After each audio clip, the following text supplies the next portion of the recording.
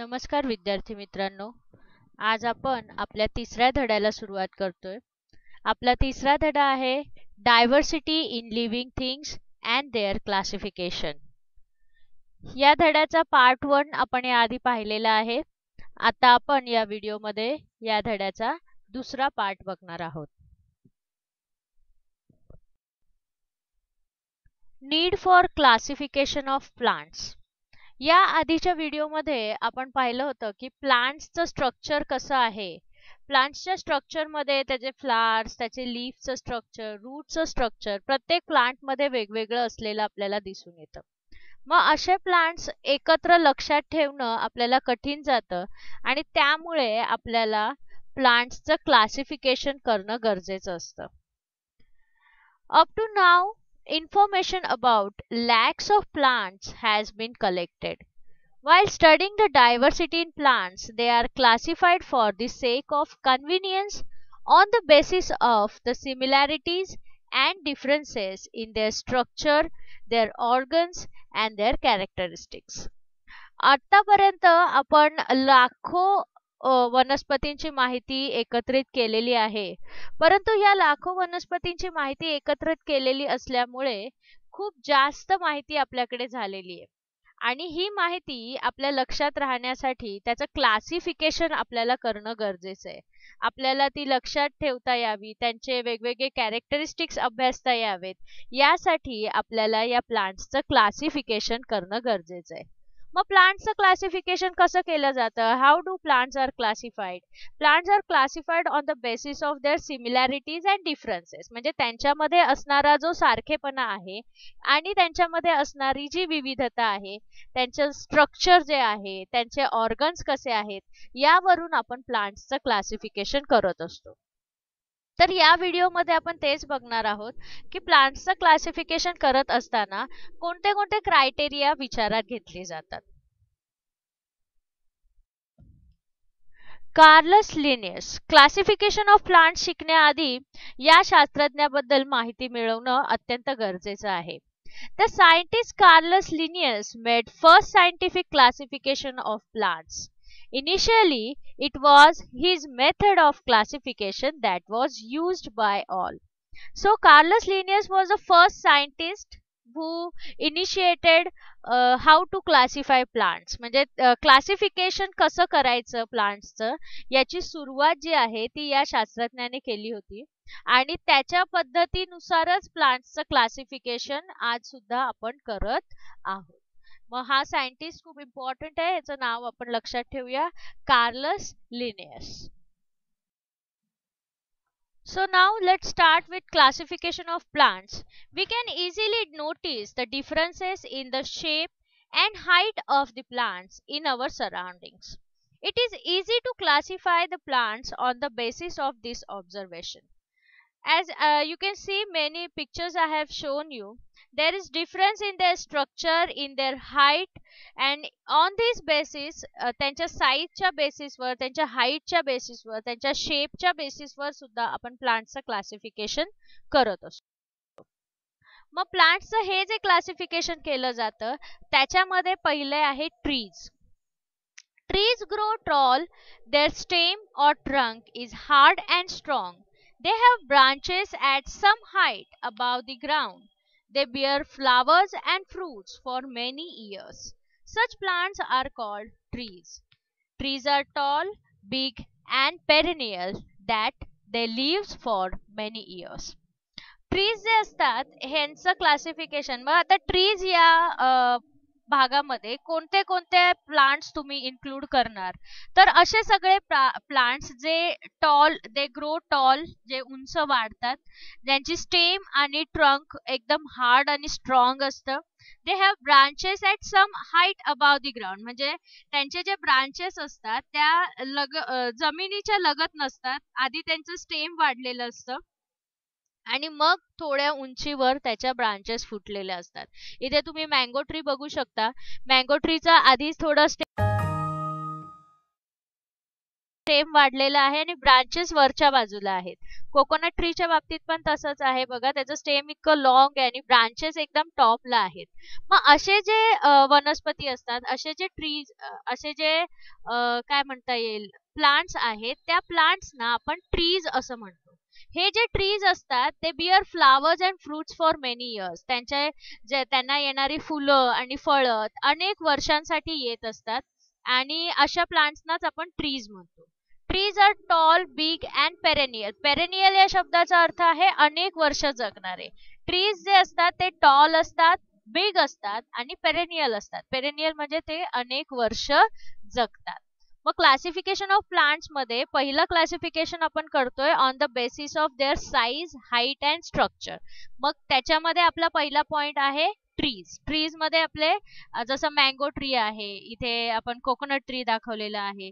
आणखीनही ट्रीजची काही उदाहरणं तुम्ही शोधा, तुमच्या आजूबाजूला असे ट्रीज दिसत असतील ज्यांची काय काय क्रायटेरिया असला पाहिजे की त्यांचं स्टेम आणि ट्रंक जे आहे ते हार्ड अँड स्ट्रॉंग असलं पाहिजे. त्यांच्या ब्रांचेस ज्या आहेत त्या जमिनीपासून उंचीवर असल्या पाहिजेत. जमिनीलगत असतील तर मग ते ट्रीज मध्ये येणार नाहीत. आणि ट्रीज जे आहेत ते फ्रुट्स आणि फ्लावर्स त्यांना येत असतात, अनेक वर्ष ते जगतात.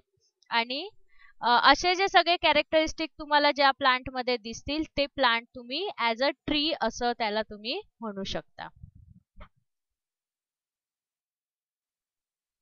ट्रीज नंतर आपण साईज आणि स्ट्रक्चर वरून जे दुसरं क्लासिफिकेशन करतो ते आहेत shrubs. Some plants grows close to ground. They give out branches very close to the ground. आता इथे तुम्हाला दोन श्रब्सची मी उदाहरणं दाखवलेली आहेत. एक आहे ओलिएंडर आणि दुसरं आहे हिबिस्कस. ही दोन्ही झाडं तुम्ही बघितलेली आहेत. तर यांच्या ज्या ब्रांचेस आहेत, मगाचं जे ट्री होतं, मँगो म्हणा किंवा कोकोनट ट्री होतं, त्याच्यामध्ये ब्रांचेस कुठे होत्या, जमिनीपासून थोड्या अंतरावर होत्या. परंतु जर हे दोन ट्रीज तुम्ही पाहिले, ओलिएंडरचं आणि हिबिस्कसचं, तर त्यांच्या ज्या ब्रांचेस आहेत त्या अगदी जमिनीपासूनच त्याला ब्रांचेस फुटायला सुरुवात होते. त्याच्यानंतर त्यांनी काय दिलंय, they are shorter and smaller than trees but they have thick and hard stem. ते त्यांची जी उंची आहे श्रब्सची ही ट्रीज पेक्षा कमी असते, परंतु त्यांचं जे स्टेम आहे ते थिक आणि हार्ड असतं. ट्रीज सारखंच त्यांचं स्टेम सुद्धा काय असतं, हार्ड असतं. They may grow up to 2 to 3 metres. त्यांची उंची जास्तीत जास्त 2 ते 3 मीटर पर्यंत वाढू शकते. आणि मग त्याचे काही एक्झाम्पल्स दिलेले आहेत. ओलिएंडर जे मी इथे तुम्हाला दाखवलंय, हिबिस्कस या बाजूला आहे, लॅटेना, कोरंटी, रोज, हे सगळे एक्झाम्पल्स आहेत श्रब्सचे. श्रब्सचे एक्झाम्पल तुम्हाला आता आजूबाजूला तुमच्या अनेक झाडं दिसतात. मग त्या झाडांमधले श्रब्स तुम्ही कसे ओळखणार? तर श्रब्सच्या बाबतीतले स्पेशल कॅरेक्टरिस्टिक्स काय आहेत श्रब्सचे? तर सगळ्यात पहिली कॅरेक्टरिस्टिक म्हणजे त्यांच्या ब्रांचेस ज्या आहेत त्या जमिनीलगतच वाढलेल्या असतात.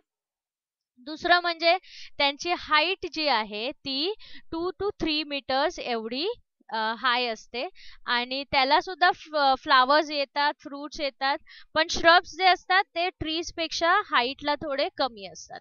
बाकी त्यांचं जे स्टेम आहे ते ट्रीज सारखंच हार्ड आणि थिक असतं. श्रब्स नंतर तिसरा प्रकार येतो herbs. Herbs grow 1 to 1.5 meters tall. The stem of herbs are green and quite flexible as compared to those of trees and bushes. Herbs may live for a few months or up to 2 years. आता herbs जे आहेत, आता इथे मी दोन herbs तुम्हाला दाखवलेले आहेत. हे पुदिनाचं हर्ब आहे आणि हे आहे तुळस. तुळस तर तुम्ही सगळ्यांनी बघितलेलीच आहे. यांना आपण हर्ब्स म्हणतो कारण की यांची हाईट जी आहे ती फक्त 1 to 1.5 मीटर्स एवढीच असते.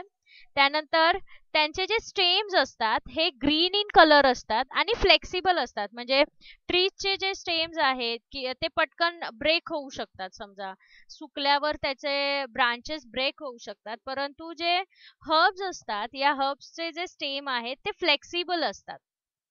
फ्लेक्सिबल म्हणजे पटकन ते ब्रेक होत नाहीत.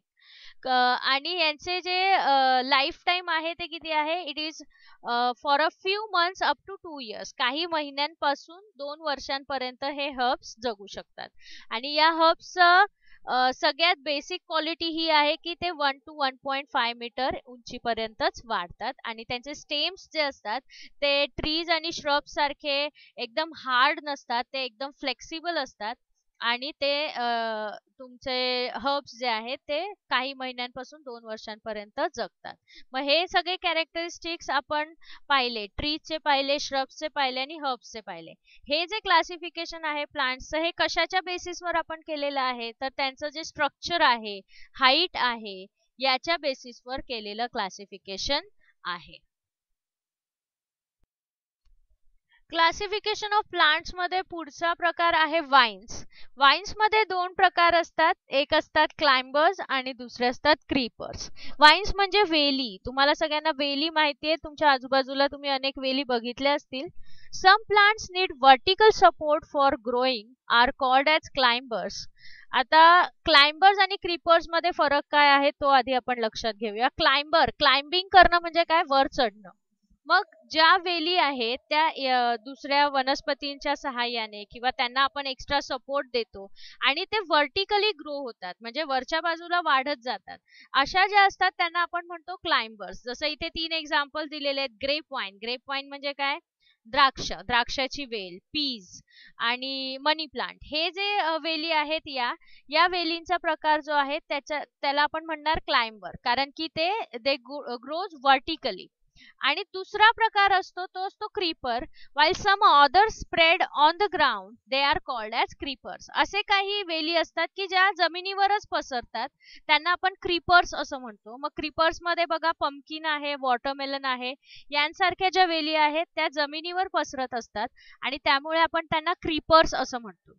The stem of creeper is very flexible, soft and green. ह्या ज्या वाईन्स आहेत यांचे जे स्टेम्स असतात ते फ्लेक्सिबल असतात आणि ग्रीन इन कलर असतात. It grows rapidly with help of support. Vines also have tendrils that looks like spring. These tendrils help them to get proper support to grow. इथे बघा, पंपकिनची जी क्रीपर तुम्हाला दिसते याच्यामध्ये स्प्रिंग लाईक स्ट्रक्चर तुम्हाला दिसतंय, यालाच आपण टेंड्रिल्स असं म्हणतो. आणि ह्या टेंड्रिल्सच्या मदतीने वेली काय करत असतात, तर कुठल्याही झाडाचा सपोर्ट घेत असतात आणि तो सपोर्ट मिळवण्यासाठीच हे अडॅप्टेशन त्यांच्यामध्ये झालेलं असतं. आणि या स्प्रिंग्सच्या मदतीने वेली सपोर्ट घेऊन स्वतःची वाढ करत असतात.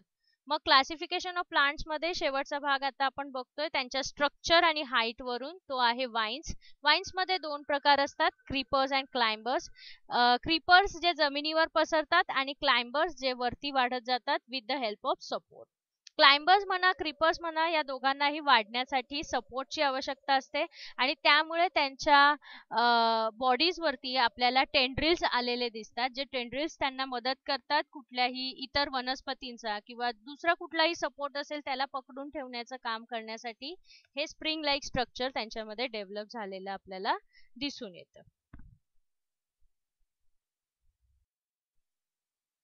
According to size and height of their stem, plants can be classified into 3 types: trees, shrubs and herbs. Size आणि हाईट वरती आपण प्लांट्सचं क्लासिफिकेशन जे करतो त्याच्यामध्ये मुख्यत्वे 3 प्रकार पडतात. Classification of plants according to size and height of their stem. First one is trees, second one is shrubs and third one is herbs. हा जो चार्ट आहे हा तुमच्या वहीमध्ये तुम्ही ड्रॉ करायचा आहे.